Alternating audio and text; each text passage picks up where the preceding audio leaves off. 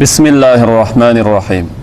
موضوع سخنرانی در مورد گروه تکفیری ها در منطقه ترکمن صحرا با ادعای سلفیت و حنفی خالص بودند. این اثر را تقدیم می‌کنیم به کسانی که خود کاری برای دین نمی کنند و از اینکه دیگران کاری می‌کنند ناراحت هستند. الحمد لله رب العالمين والصلاة والسلام على سيدنا سيد الأنبياء والمرسلين وعلى آله وصحبه أجمعين. محترم مسلمان دوغلم، بدون مقدمة شبيرجة كورنده من أصل موضوع بريان.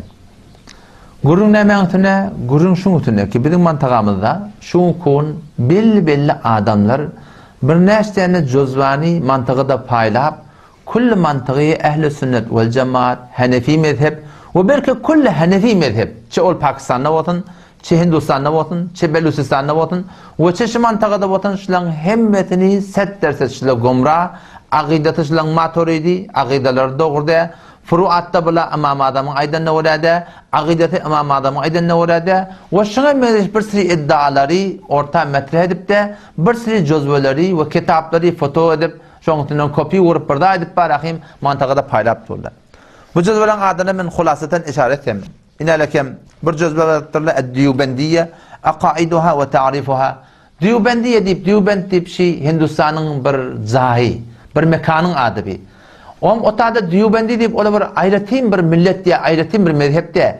Belki Hanefi mezhebinin poxta, pekke, beter gayim yeri Hindistan ve ulemayı Pakistan. Şu Diyubendi deyip Hindistan'a mensup bir.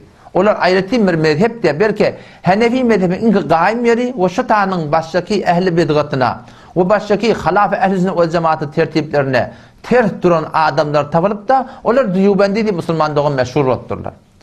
Ve şun hakkında bir cüzve yazıttırlar. Ondan sonra geliptirler inalekem akide maturidi deyip bir akidani bir inalekem Usuluddin andel İmam Ebi Hanife rahimullah'ın kitabından şun bir başka bir adam yazan kitabından gelip şundan katı burid edip şun tercüme edip de mantıqada paylaşıp akide maturidi eş'ari set derset gumrahi deyip de barakim mantıqada cüzve paylaşıp durlar.